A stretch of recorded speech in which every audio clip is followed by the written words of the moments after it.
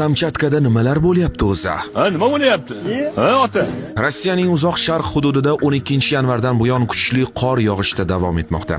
Ma'lumotlarga ko'ra, dastlabki 2 kunda oylik yog'ingarchiliklarning 52% yog'ib qo'ygan. Ayrim joylarda qor uylarning 2-qavatigacha yetdi.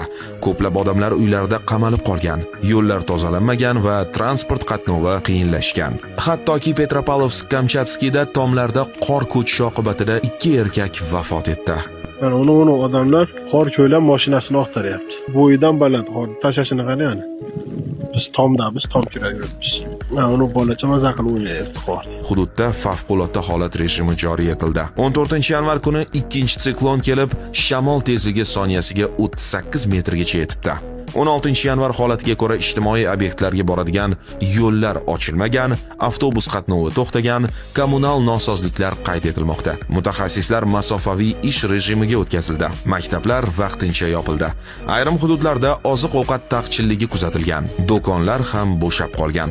Internetda odamlar mashinalarini qordan kavlab olishga harakat qilayotganliklari, ayrimlar svetoforni ushlab ko'rish orzusiga yetganini bo'lishsa, ba'zilar mazza qilib ushbu qordan foydalanib shataloq otishyapti.